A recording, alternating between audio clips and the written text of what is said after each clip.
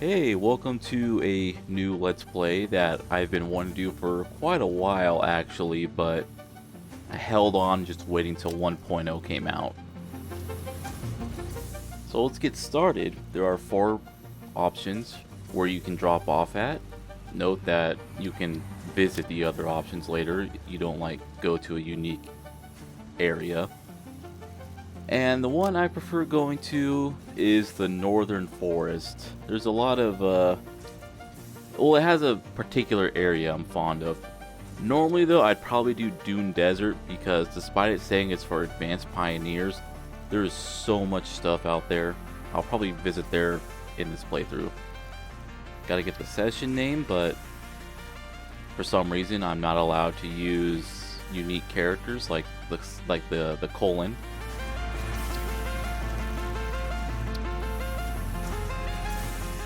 But yeah, let's get started.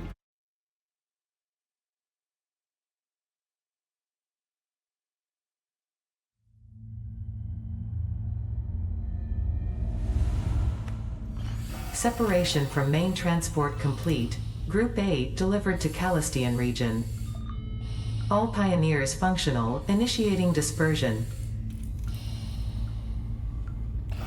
Attention Pioneer, I am Ada, your personal instance of the artificial directory and assistant. Welcome to the Fixit Incorporated Save the Day program. A Fixit Pioneer has 3 core assignments. Construct. All pioneers must follow Fixit guidelines and instructions when constructing any building. Automate. Every pioneer is responsible for setting up and managing efficient pipelines, outposts, and power infrastructure. Explore and exploit. Fixit selected planets are rich with resources suitable for direct use or further investigation. Stay within your designated. And that is why the world is counting on pioneers like you. Fixit. Short-term solutions to long-term problems. Initiating planetfall. Atmospheric entry in 3, 2, 1. Beginning aero assist. Drag within acceptable parameters.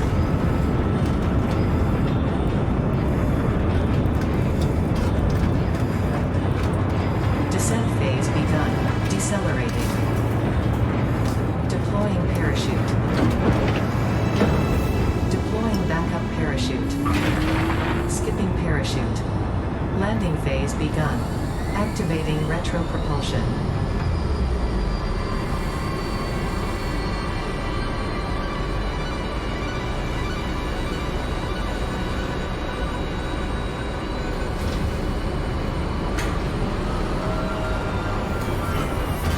Touchdown.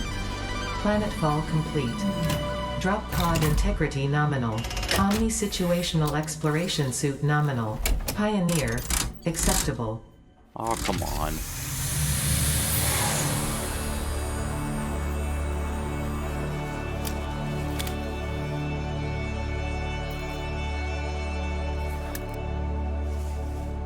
Congratulations, you are the 3rd in your region to survive planetfall. Welcome to Massage 2, A-B-B, in the binary system of Akicha. Loading objective-based introduction. Begin onboarding. First contact safety tool supplied due to presence of alien megafauna. Adhere to Fixit procedure and equip the Fixit Inc. Xeno Zapper before leaving the drop zone. And yeah, obviously I'll be playing through the tutorial. It's got some lore bits here. Next objective. Dismantle the drop pod. Fixit Incorporated is cost-effective and efficient. We do not waste. The drop pod will be recycled to construct the first stage of the habitat and utility base, often referred to as the hub.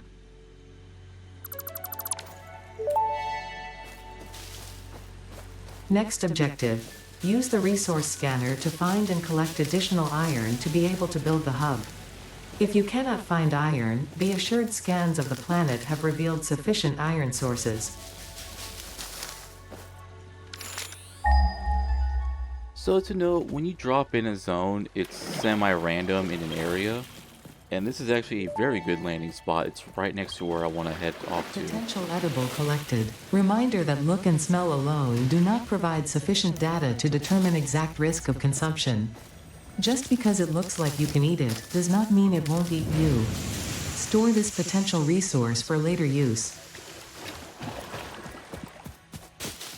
And one of the reasons I like embarking here is that there's a lot of those mushrooms around. They're one of the better healing items. Edible collected. If consumed before authorized as compatible with the human digestive system by Fixit, the consumer is responsible for any and all consequences. Store this potential resource for later use. Ooh, hey, this is a lucky find. I think these are semi-random. Unknown crystalline mineral collected. This mineral is composed of the same chemical elements as quartz and may yield similar industrial functions. Store this potential resource for later use. So yeah, strewn around the place you might find little nodes like that. They're just temporary. Not temporary, but finite, I guess. Unlike normal mining areas, which are infinite. Also, side note, as I'm running around grabbing all the leaves and grass around, did you know if you just hold E, you just do that automatically? Also, I hope you, if you ever play Titanfall, I hope you enjoy all the dash sliding around. I don't know if it actually is faster than just normally sprinting, but it feels faster, especially if you go downhill. And yeah, this is the area I want to head off to. Got quite a lot of iron nodes, and above the nodes sometimes you have kind of like those quartz that I found earlier. You find like a little finite node on top, and usually nodes are protected by little animals like this. Interrupting previous message for higher priority message. Next objective, use the build gun to construct the hub. Iron is a base component necessary for all near future progress, so ensure you build the hub close to iron sources. Fixit does not pay by the kilometer.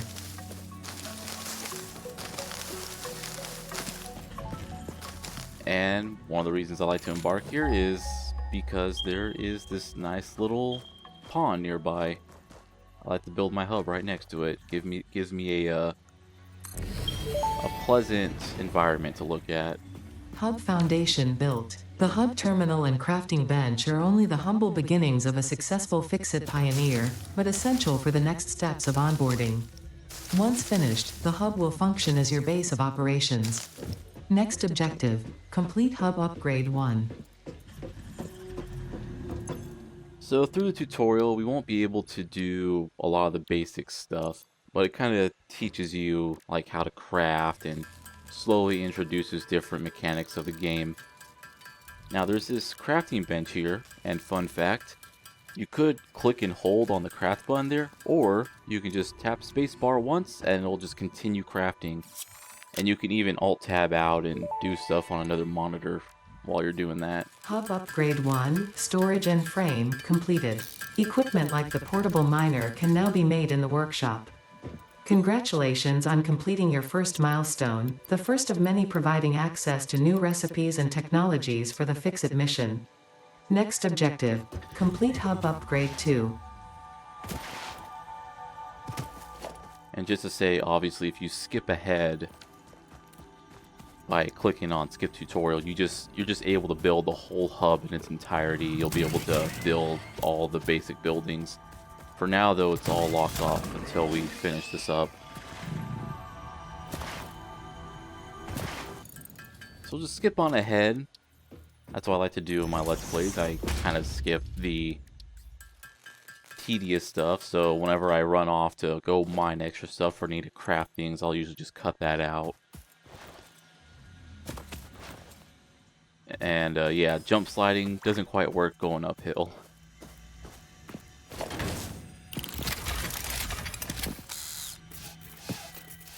I don't seem to recall portable miners looking like this. I think they may have been updated since the last time I've done the tutorial, but that was like 2 or 3 years ago. And yeah, no power needed, but you do need to manually run up to them and grab their payload. And they can hold a maximum of 100. So now we just need to turn all that stuff into ingots and then into rods and plates.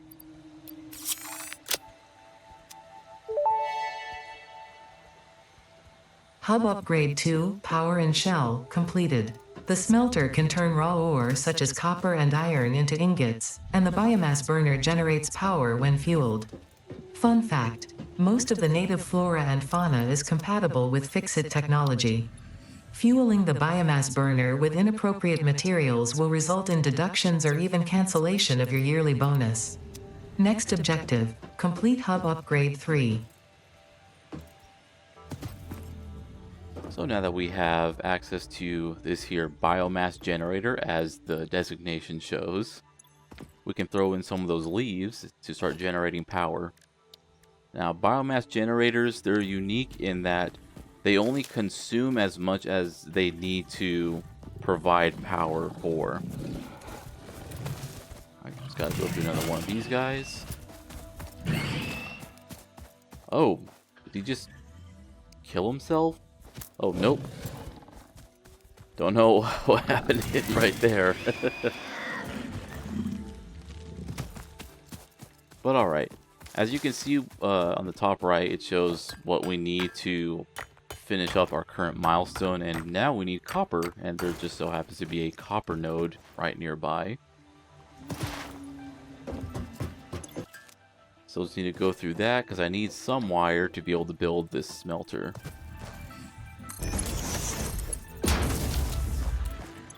And the way power works in this is obviously we need to run a power line. Thing is though, most buildings only have one single spot to put your power lines into. So I can only go with the one smelter for now because I can't connect the second one yet. And that I just broke down with some limestone. We'll need it for later. May as well grab it now while I'm waiting for the copper to be smelted. And then once the copper is done, I'll need to swap that out for iron.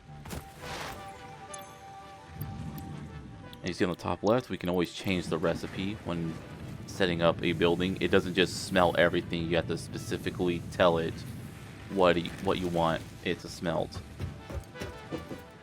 And I showed off there the code designation for it is smelter.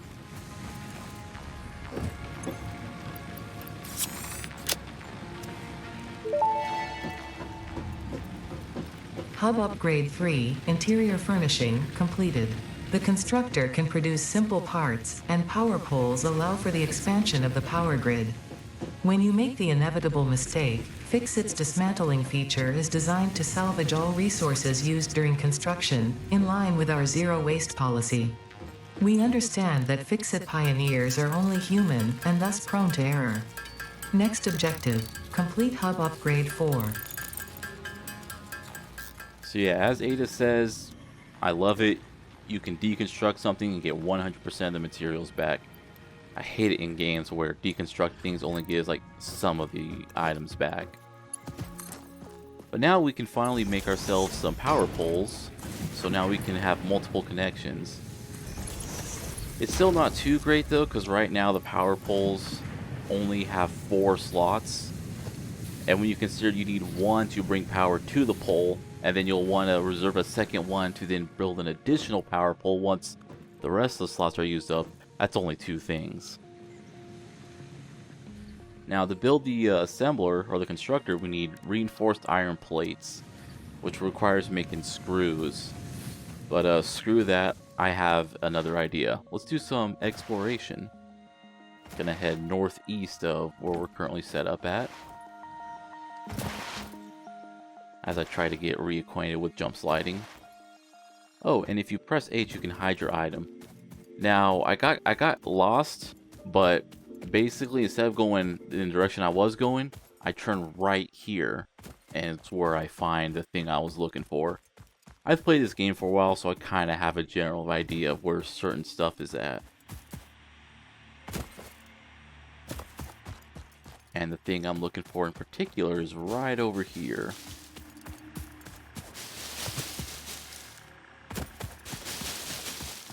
This is a crash site. Remember when Ada said that we were the third person to survive our descent here? Well, yeah.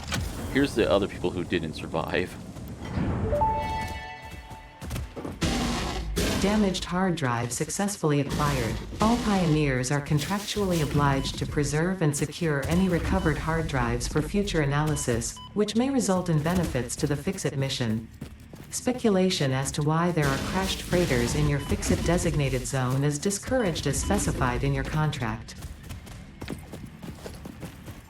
So on top of those hard drives, which are very good to collect, there's also a smattering of materials around them. Usually stuff that we can't even make it, and oh my god, I'm going to die. This guy is like a boss hog, and oh my god, oh my god. I don't know how that did not finish me off or damage me at all. I just stared him down and he stopped. So now we see to break his tethering by going across a bunch of like gaps and elevation changes, and hopefully that makes him stop chasing. And yeah, crash sites typically have a harder mob around it, so always be ready for that, or just dash in, grab and run like I did.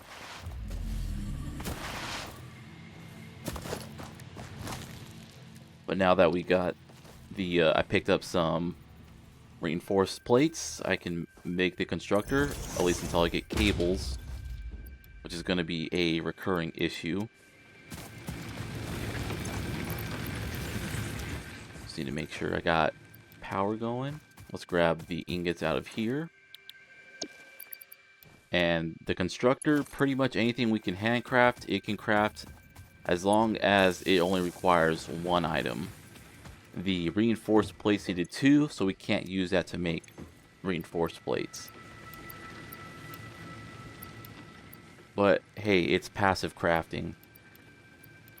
And I'll just stash a bunch of the other stuff that we found at that crash site. Yeah, cables, big pain in the ass. Now, while building things, sometimes you'll notice it snaps around. If you hold control, it snaps to... At least it tries to snap to a certain way to line things up with other buildings nearby. Right now, all my buildings are going to be a gigantic mess because I don't have access to foundations. But that's okay. This is all temporary. I'll clean it all up later. This is all just for the tutorial.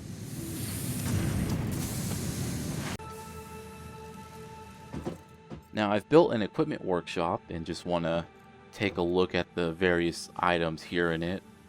I believe there's like an actual item that's like something in Eastern Europe where the creators of this game are from. I don't know what it is exactly. Maybe they removed it. But whatever. I got everything here for the next hub upgrade. Hub Upgrade 4, Landing Platform and Utilities, completed. Conveyor belts connect the output of one building to the input of another and transport resources. Due to past incidents, I have been asked to issue a clarification. Portable miners, obviously, do not have a connection for conveyor belts. There is nothing to suggest, visually or functionally, that they can be connected to portable miners. If this is something you struggle with, do not worry. Fix-It has alternative uses for all their pioneers. Next objective, complete Hub Upgrade 5. So yay, conveyor belts. Now I don't need to manually ferry items between the smelters and the constructors. And yep, sure enough, we cannot, in fact, put a conveyor belt on the auto miners. I believe that message was like recently added to that snarky message from Ada.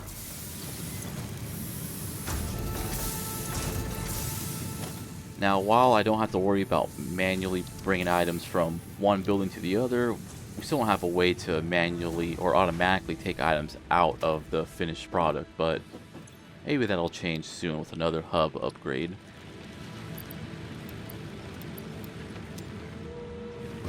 Just need to swap that constructor over from plates to rods. And whenever you change items like that, anything that's in the building gets thrown back into your inventory. So while that's going on, let's do a little more exploration. This is that area where I lost the big hog. This area is like slightly below that spot.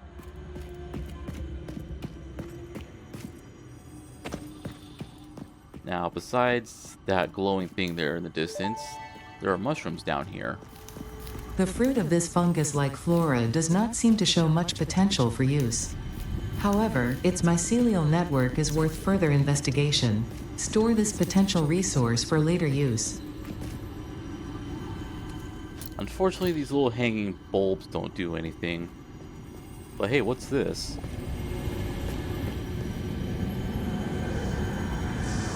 Witness.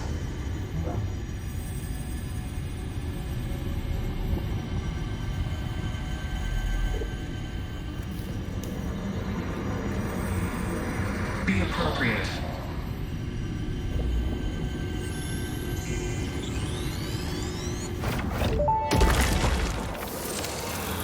The astrobiologist Dr. D.M. Mercer was the first to recognize the presence and probable nature of these alien artifacts. These chain-melted state spheres are named in his honor. Each sphere emits a unique signal and will require study to determine local application. Store it for later use. So yeah, Mercer spheres used to be a thing that had no use in the early access. And they were supposed to be story related, and when you were near them, there was like different lines that were said, like how your contract requires you to collect them, and something about something happening to New Earth or something like that. Oh hey, but yeah, they pretty much went and got rid of the story. So who knows what they were originally intended for. But yeah, in front of us is a lizard dog. Oh, great. And there is a way to get them to like you. I'm just having some problems trying to split the stack. I'm just used to Minecraft where you just right click and it'll give you one, and oh, welp.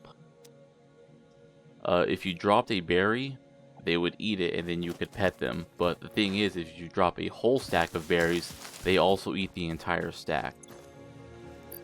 Now, as you see here, we ran out of power, gotta refuel it, and then flip the switch. That also happens if you were to draw more power than you are capable of producing. You'll need to sort that out and then flip the switch again.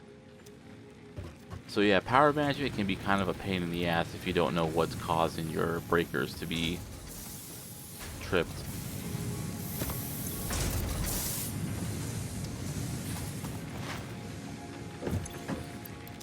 And still just short of iron rods, but let's do a little more exploring.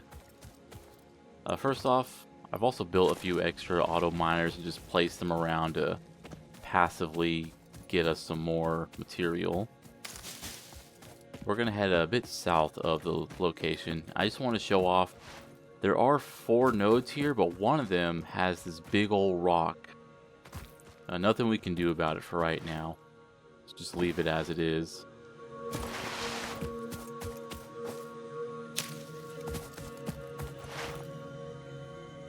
Now, down here is a rather useful thing to pick up.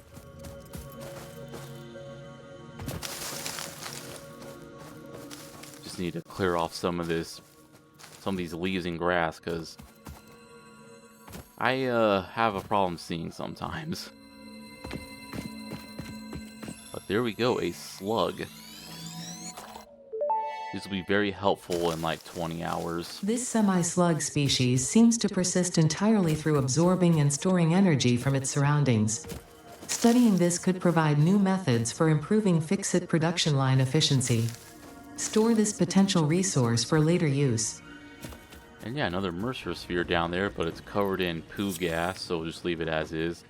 And that's kind of your incentive for exploring, besides finding materials. Hub Upgrade 5, Power Expansion, completed. The miner, unlike portable miners, can be connected to conveyor belts and requires power to function. Caution: as you expand, the energy demand of your production may exceed the capacity of your power grid. The onboarding program was established because Fix-It pioneers often experience memory issues after planetfall. If you are experiencing nosebleeds, nausea, existentialism, or an itchy scalp, there is no need for concern. This should pass within 5 to 7 workdays. Next objective: complete Hub Upgrade 6. So now we have access to a second generator, and that just kind of shows how much of a pain in the ass it can be with chaining power, that I couldn't connect one to the other and then run a wire from the connected to. I had to make a pole and connect both of them to that pole. But hey, now we have a proper miner, and we can pretty much convert the auto miners into a proper miner since it's needed to build those. Now what I'm going to show off here is by holding control while deconstructing, you can select multiple things and deconstruct them all in one go. Very nice. And if you click down on the middle mouse wheel when pointing at a building, it'll copy that building. So now that we can have automatic mining, I'll just pull the smelters and constructors over here. Then we need to get these all powered up. Set up their production, and there we go. Now we have, as long as we have power going, we have consistent building of copper wires. So yeah, very useful. And we also now have storage containers, so I don't need to keep running on over and, you know, pulling items out, because once they do hit an upper stack, the building will just stop producing. Double checking the power. As we can see, each of those biomass burners generate 20, so our upper power limit is 40. Right now we can't make any extras, so I need to stay below 40. I am pretty much hard kept at that until the tutorial is done.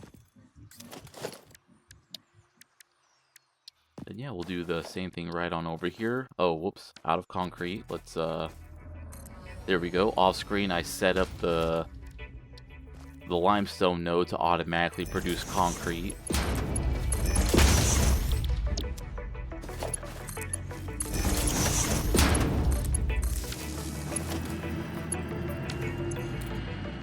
Now, right now, there's like several different things we can make with iron, but we can't split the conveyor belts yet.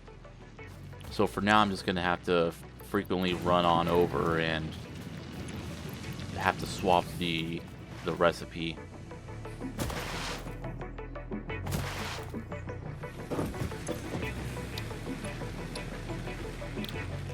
But I believe this is the last of the hub upgrades. So soon enough, we can start actually expanding properly. Yeah, I just wanted to show off I got concrete being made. And looking here, our max consumption is 35 and we can only produce 40.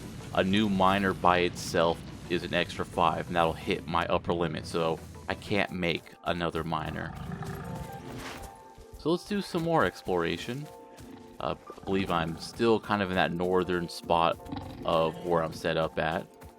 Going up this arc, let's clear off the grass so I can see where I'm walking. Oh god. Okay, this is not good, and okay, hey, that works. Yeah, it always trips me up that the various creatures can like actually path up these ridges.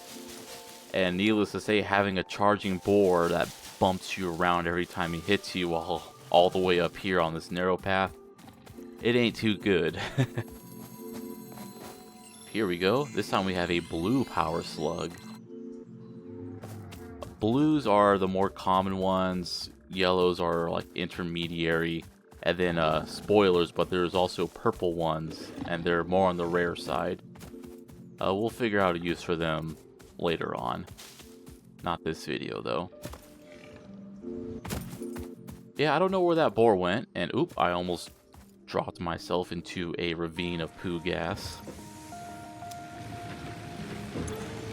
But hey, there we go. Got the last bit of the rods. Hub Upgrade 6, Landing Platform Hydraulics, completed. Freighter landing initialized. Congratulations, you have completed onboarding and achieved the absolute minimum skill level required of a Fix-It pioneer. Fix-It looks forward to your future achievements, because a future with Fix-It is a future with you. Tier 1 and 2 milestones are now available in the hub, and biomass burners can now be built individually. Your first official objective is to initiate project assembly by building the space elevator. This objective will take a significant amount of resources, so Fix-It recommends getting to work.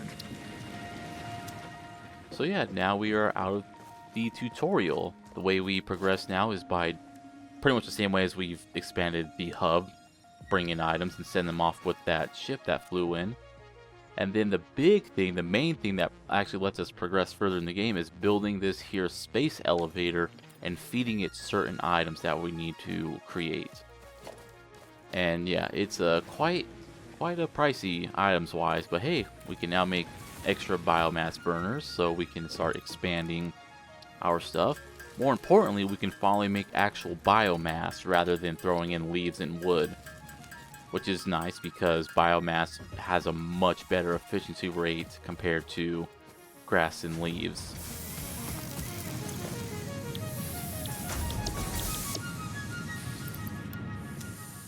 And before heading on off, I just want to show off something here inside the main building. Something that wasn't hinted at all. We can customize our character. Got some different gear, and as I purchase the game in early access, I get access to some golden stuff. Golden helmet, a golden build gun, and some golden nuts to hang off my build gun. There we go. And you can change some of the colors. I'll just change the belt and harness to black and make the overalls more matching, I guess, the whatever you call that spot between the neck and shoulders.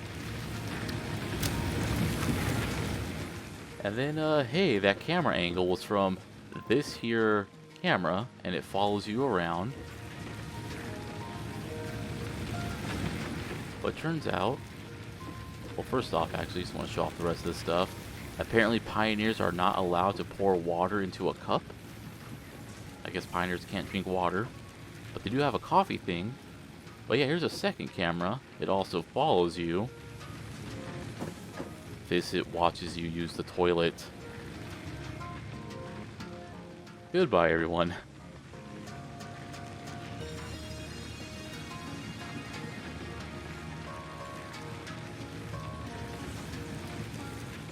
Oh, I think this is from another one of Coffee Stain's games. Okay, now goodbye.